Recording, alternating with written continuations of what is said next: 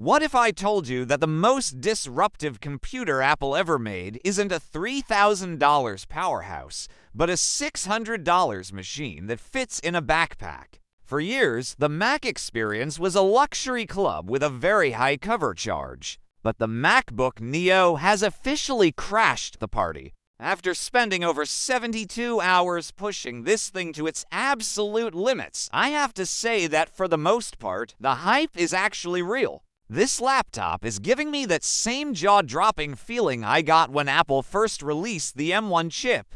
It's that sensation of sheer power and optimization at a price point that doesn't make sense. Apple has essentially taken the soul of a premium laptop and tucked it into a $599 frame. But before you run to the Apple Store, we need to have a very honest conversation. While this laptop is a miracle for the price, it is not a magic wand. There are specific walls you're going to hit if you try to treat this like a workstation.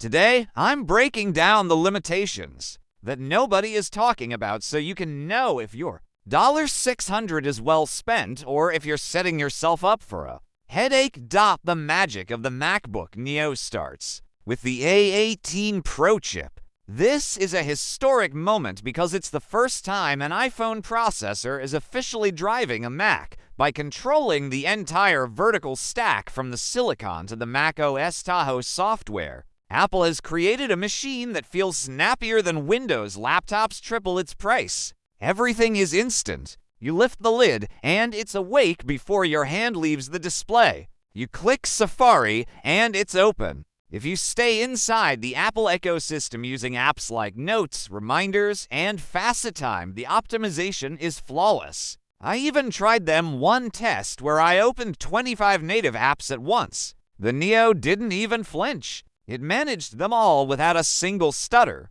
And let's talk about the hardware. Usually, a $600 laptop is a creaky, plastic disaster. Not here. You're getting an aluminum chassis, a glass trackpad, and a liquid retina display with 500 nits of brightness. For most people, that hardware alone makes the competition look like toys from a previous decade. But here is where we have to pull back the curtain and look at the compromises. Apple is achieving this price point by sticking with 8 GB of RAM. Now, I know the 8 GB is enough debate is tired, but on the Neo, it's a hard reality because the A18 Pro uses a 64-bit memory bus with only 60 GB per second of bandwidth. It's significantly slower than the M5 MacBook Air. The second you leave Apple's optimized world and jump into Google Chrome, the cracks start to show. While Safari can handle 30 tabs, Chrome starts to struggle after 10. If you have heavy third-party apps running in the background, you will eventually see that spinning rainbow circle of death. I saw it multiple times during my 3-day test, which is something that just doesn't happen on the MacBook Pro. If you are a power user who refuses to use Safari, you need to understand that 8 GB is still just 8 GB. This is a light flow machine, not a multitasking beast. Another hidden limitation is the storage speed. To get the price down to $599, Apple used a much slower SSD than what you find in their higher-end models. When I moved a 1 GB file from my downloads to my applications folder, it took nearly 30 seconds. On my MacBook Pro, that happens almost instantly. If you are someone who constantly moves large video files or installs massive software suites, those extra seconds are going to add up and start to feel like a drag. It's a clear sign of where Apple cut the budget. Then there's the battery life. Apple claims 16 hours, and if you're just watching Netflix, you'll probably get it. But the second you open something like DaVinci Resolve or even Microsoft Office, the battery takes a massive hit. Because the A18 Pro is a mobile chip, it has to work much harder to run non-optimized desktop apps. You could easily see that 16-hour claim drop down to 7 or 8 hours under a real workload. There are also physical trade-offs that might frustrate you more than you think. The keyboard on the base model is not backlit. If you like working in bed or in a dim studio, typing becomes a guessing game. There's also no Touch ID on the $599 version. You have to pay $100 more for that convenience. And the speakers? They are easily the weakest in Apple's current lineup.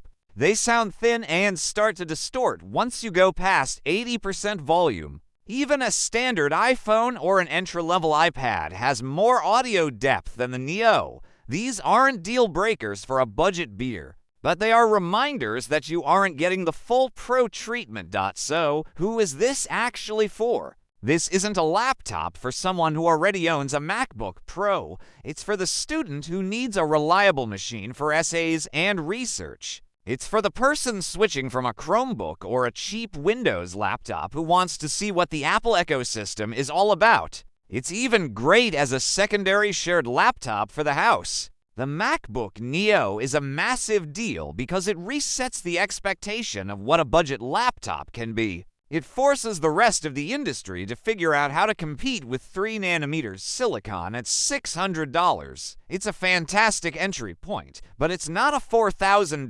workstation in disguise. If you understand those limits, you will love this machine. If you try to push it into professional 4K editing or heavy AI rendering, you'll be disappointed. In my opinion, the MacBook Neo is the smartest move Apple has made in years. It's the gateway drug to the Mac. It's not perfect, but at $600, it doesn't have to be. It's the first time luxury computing has actually felt affordable without feeling like a compromise in build quality. It's a total game changer for the average user. If you liked the video, subscribe, share the video, and hit the bell icon so you never miss a deep dive into the latest tech. Would you like me to do a full head-to-head comparison between this and the M5 MacBook Air to see which one is actually the better long-term investment? Let me know in the comments.